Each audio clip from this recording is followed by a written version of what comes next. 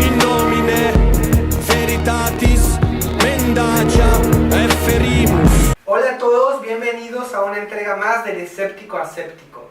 En esta ocasión hablaremos del tema Leopardi, artista y filósofo del pesimismo. Antes de comenzar es necesario saber que Leopardi vivió en un periodo histórico de grandísimos cambios. En primer lugar, la primera revolución industrial, la de la mecánica y el vapor. En segundo lugar, la Revolución Francesa, que terminó con siglos de tradición religiosa y política en Europa. En su época, en la época en la que vivió Leopardi, Napoleón se convirtió en el líder de Europa, exportando los ideales de la Ilustración francesa a todo el continente. El déspota ilustrado, esto es Napoleón, organizó sus campañas para conquistar territorios de Italia, como Milán y Nápoles, como la Toscana y como Roma. Después de esto, a partir de 1815 y hasta 1848, se dio el periodo de la Restauración. ¿Qué fue el periodo de la Restauración? Pues cuando Napoleón perdió la guerra, hubo un retroceso hacia el pasado. El poder regresó a mano de las antiguas monarquías, de la antigua aristocracia que se justificaba en el catolicismo. El orden político que había creado Napoleón, el orden político moderno, fue sustituido por un orden conservador y nacionalista.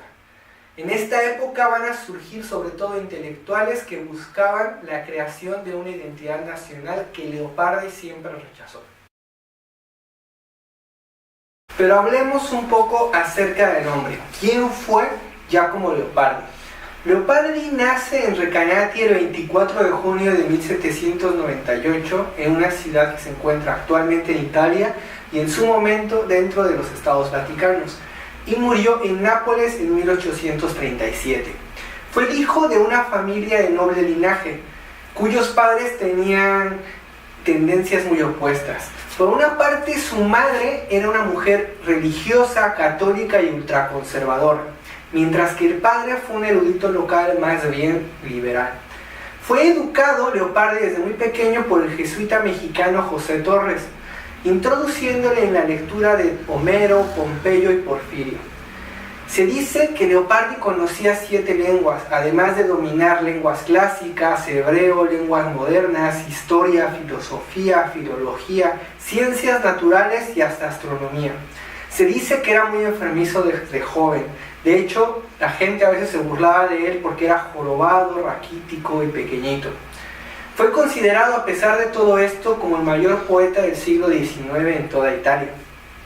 En su infancia, lo que más lo influyó fue la lectura de los clásicos, mientras que en la adolescencia su espíritu rebelde le llevó a leer románticos europeos e iluministas como el barón von Holbach, como Pietro Verri, como Córdila.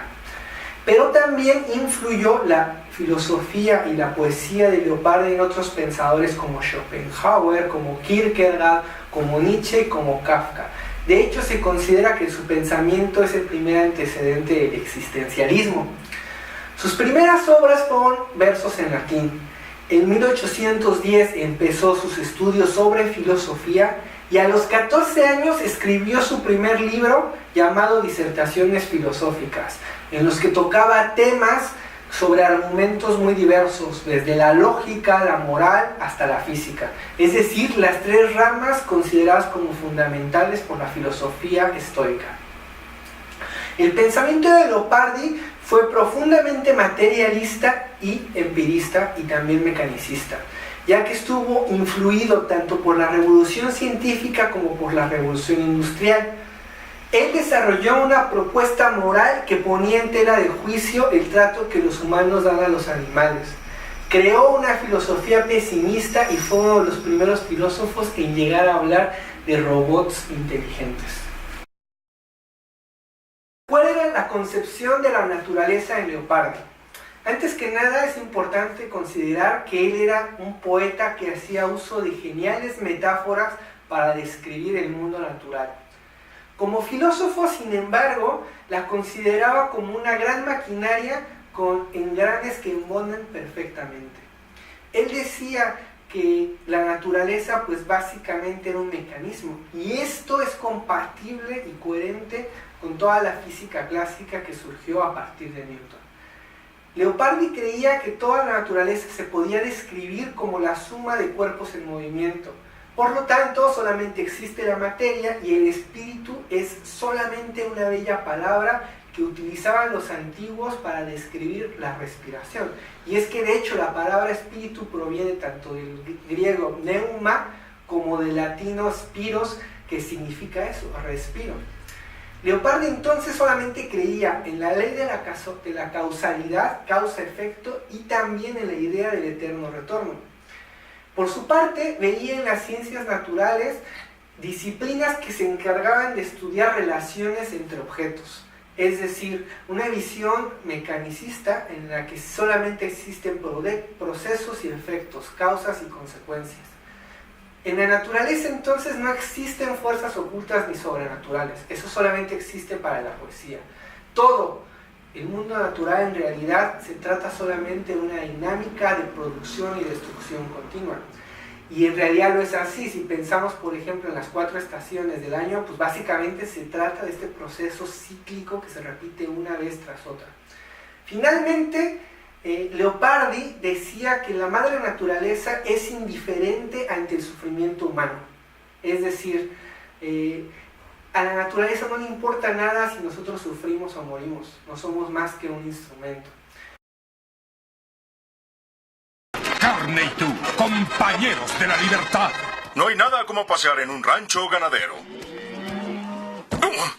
Hola, soy Troy McClure. Tal vez me recuerden de producciones educativas como 2 menos 3 igual a no diversión y Joe, el asesino melindroso. Señor McClure. Oh, hola, Bobby. Jimmy, quiero saber cómo llega la carne del toro a mi estómago. Oye, cálmate, Jimmy. Es algo complicado. Todo empieza aquí en el tecno engordadero. Luego, cuando están en su punto, pasan a graduarse en la Universidad Bovina.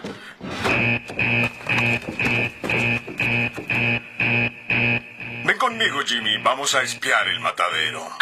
La palabra impresiona, ¿no? Pero realmente es un procesador que ordena el material para que pueda empacarse, venderse y exportarse.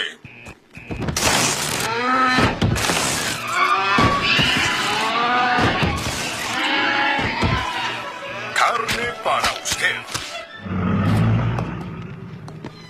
¿Qué tal de hambre, Jimmy? Señor McClure, tengo un amigo que dice que es malo comer carne. ¿Es un desquiciado? No, es un ignorante. Seguramente tu amigo no ha oído de la cadena alimenticia. Así que pregúntale a un científico, y te dirá que en la naturaleza una criatura se come a otra para sobrevivir.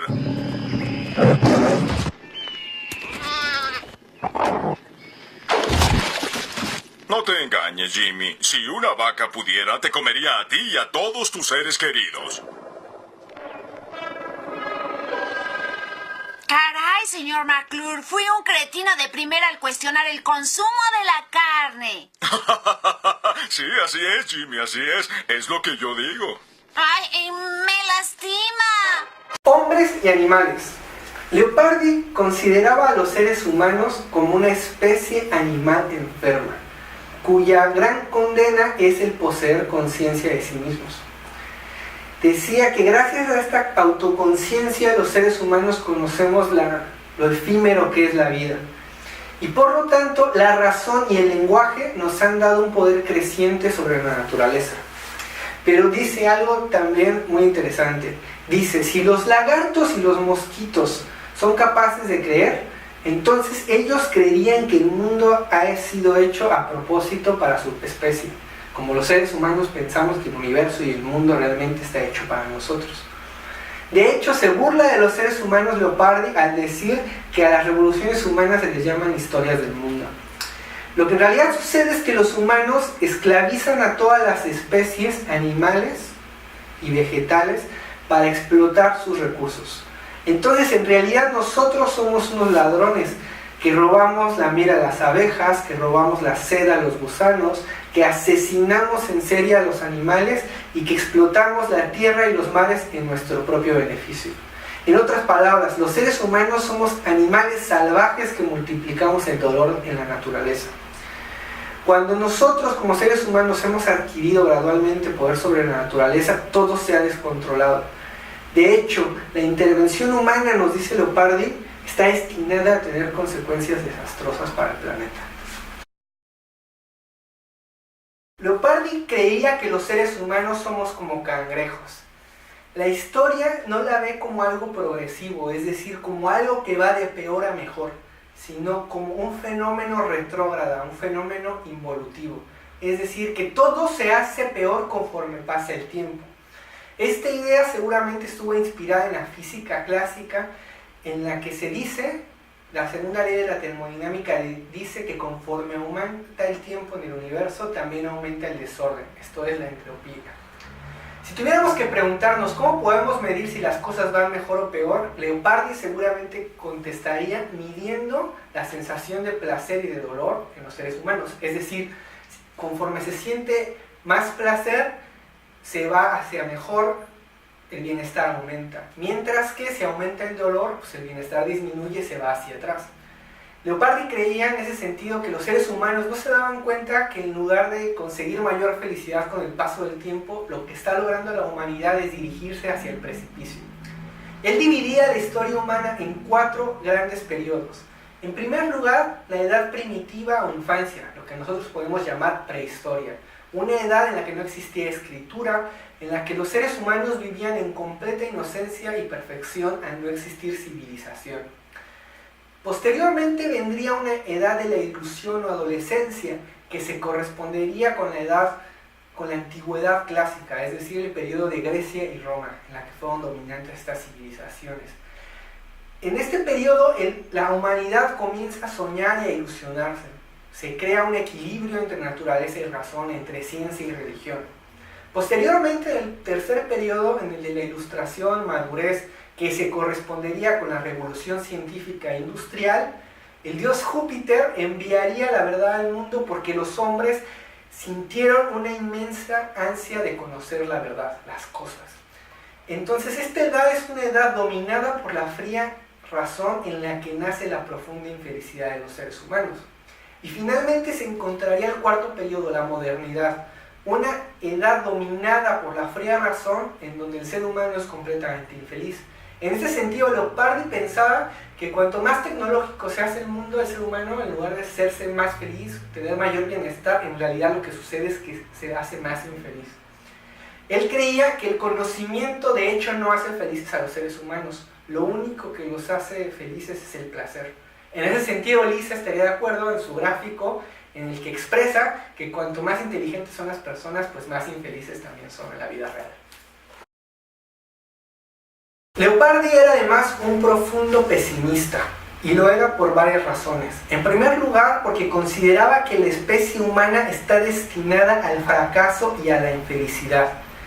Él creía que el ser humano es un animal frágil que siente y que sufre, y es este sufrimiento el que nos hace conscientes de nuestra mortalidad, de que algún día nosotros vamos a desaparecer y el mundo, el universo va a seguir como si nada hubiera pasado.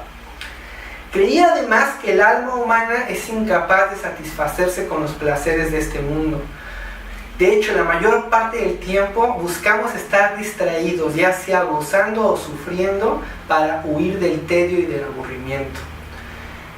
Leopardi consideraba la vida humana de hecho como una tragicomedia que se concluye normalmente con una farsa. Además de esto tenía un pesimismo cósmico, es decir, una visión en la que creía que el universo es una máquina que no tiene ningún objetivo, ya que a la naturaleza, al universo mismo, no le importa ni la vida ni el sufrimiento de los seres humanos.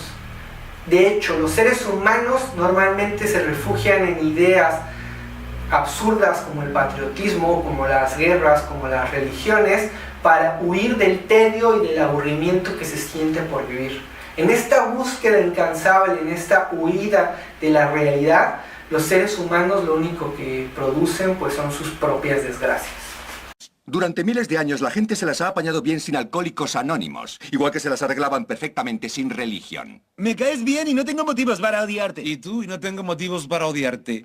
¿Os habéis enterado del niño mágico que ha nacido en Belén?